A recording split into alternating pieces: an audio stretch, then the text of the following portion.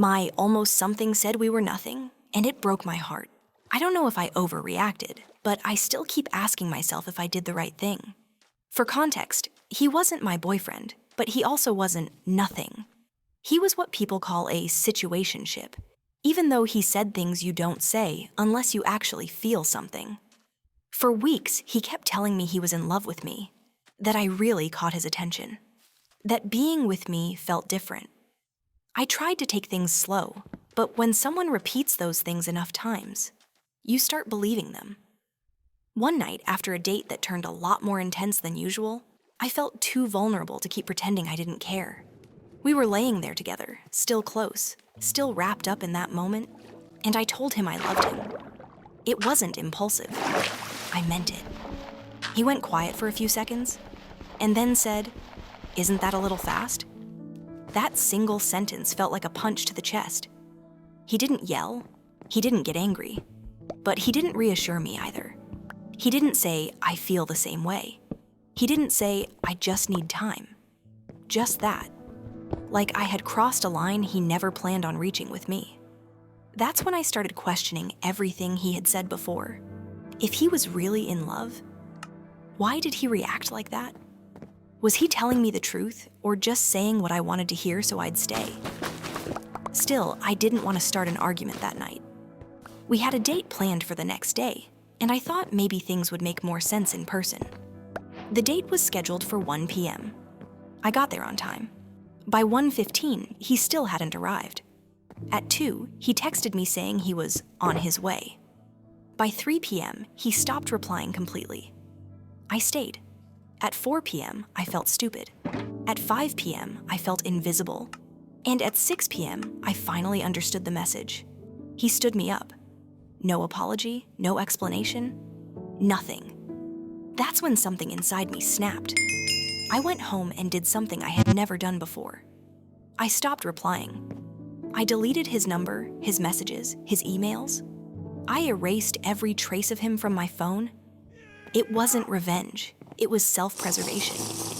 I honestly thought that would be the end of it, but I couldn't have been more wrong. A few days later, when I thought he was finally gone from my life, he did something that proved he never saw me as a person, only as an option. After everything that happened, I started replaying the whole situation in my head. Not because I missed him, but because I wanted to understand how I ignored so many red flags. I realized that the problem wasn't just what he did. It was what I allowed. I accepted mixed signals. I accepted sweet words without actions. I accepted being nothing while being treated like I was always available. And the truth is, that situation slowly broke my self-esteem. I kept questioning myself, wondering if I was too emotional, if I asked for too much, if saying I loved him was a mistake. But the more distance I got, the clearer everything became. Someone who loves you doesn't confuse you. Someone who loves you doesn't disappear.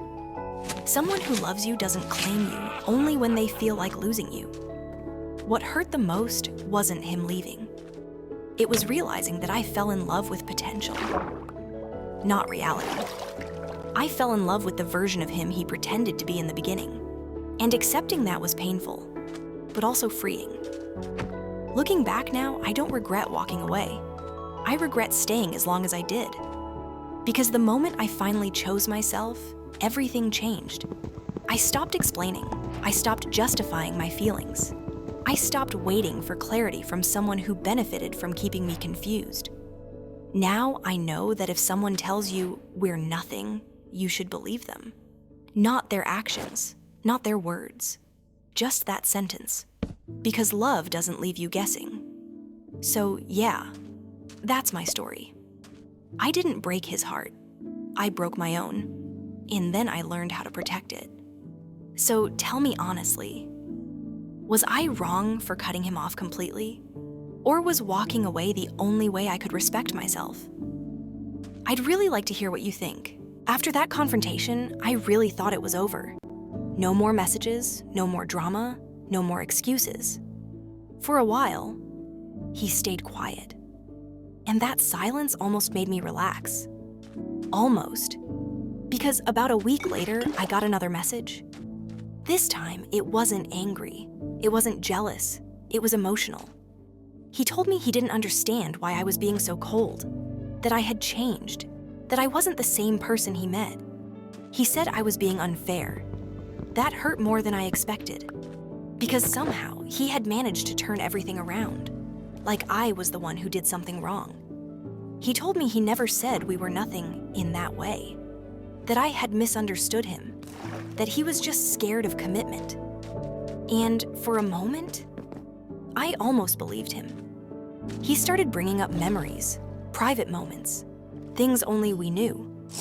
He told me he missed me, that he still thought about me, that losing me felt heavier than he expected. And I'm not going to lie, that message messed with my head. I started questioning myself again. Maybe I was too harsh. Maybe I should have explained things better.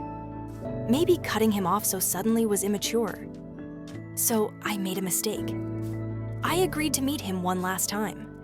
Not to get back together, not to fix things, just to get closure. Or at least, that's what I told myself. We met in public. At first, everything felt calm. He was soft-spoken, apologetic, almost vulnerable. He said he never meant to hurt me, that he cared about me more than he showed.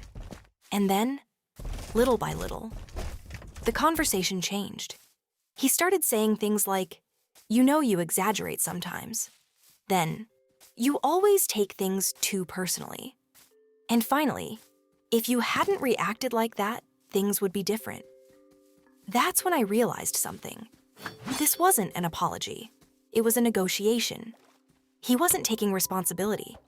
He was trying to rewrite the story, to make me doubt myself again, to make me small again. And sitting there, listening to him, I felt that same tight feeling in my chest. I felt the night he said, "Isn't that a little fast?" That's when I knew. Nothing had changed. He didn't miss me. He missed the version of me that stayed quiet. So I stood up. I didn't yell. I didn't argue. I just told him this: "I'm not confused anymore." And I walked away. But what really shocked me was what he did after I left that table. I thought walking away from that table was the end of it. I was wrong. Later that night, my phone started blowing up. Not with messages from him, but from people I didn't expect.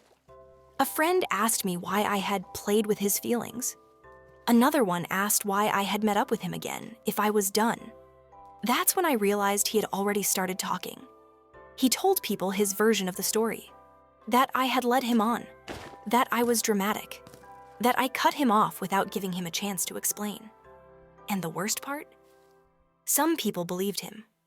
I wanted to defend myself. I wanted to send screenshots, to explain everything. But something stopped me. Because for the first time, I saw the pattern clearly. He wasn't hurt. He was embarrassed. He couldn't stand the idea that I walked away without begging, without crying, without asking him to choose me. So he tried to regain control the only way he knew how, by controlling the narrative. A few days later, I found out something else. He had started seeing someone new, and not just anyone. Someone he used to tell me not to worry about. That part stung. Not because I wanted him back, but because it confirmed everything I had been denying. He didn't move on because he healed. He moved on because he needed attention. But here's the part that really messed with me. Even while seeing her, he kept watching my stories. Every single one. He never reached out. He never apologized. He just watched. Like he wanted to remind me he was still there, that I hadn't really escaped him. And I'll be honest, for a moment, it worked. I started censoring myself. What I posted, where I went, who I was with. Then one night, I caught myself doing something I hated. I was living my life, as if he was still watching. That's when I knew I had to do something final. Not dramatic, not public, final. So I blocked him, everywhere, his number, his socials, every possible way he could reach me. I thought that would finally bring peace. But what happened next was something I never saw coming. The next morning, I got a message from someone I never expected to hear from. And that message changed how I saw the entire situation. The message came the next morning. It was from his sister. She apologized for reaching out, but said she felt uncomfortable staying quiet anymore. She told me she had seen everything from the outside. She said he had always talked about me like I was there for him, but never like someone he was afraid of losing. Then she said something that finally made everything click. She told me he never thought I would actually walk away. He was convinced I'd come back, that I'd calm down, that I'd accept whatever explanation he gave me, because that's what always worked for him. Reading that message didn't make me angry. It didn't make me sad. It made me calm. For the first time, I stopped wondering if I had overreacted. I stopped replaying conversations in my head. I stopped questioning my own feelings. I realized something important. He didn't break my heart by saying we were nothing. He broke it by benefiting from my feelings while refusing to take responsibility for them. And I broke the cycle the moment I chose myself. I never replied to that message, not because I was bitter, but because I finally understood that closure doesn't come from the other person. It comes from accepting the truth you've been avoiding. Now, when I look back, I don't feel shame. I don't feel regret. I feel proud. Proud that I walked away without screaming. Proud that I didn't beg. Proud that I didn't stay where I had to convince someone to care. So if you're in a situation where someone tells you we're nothing, but still wants your time, your attention, your love, believe them and choose yourself. Was I wrong for cutting him off completely? Or was that the only way I could protect my heart? I'd really like to know what you think.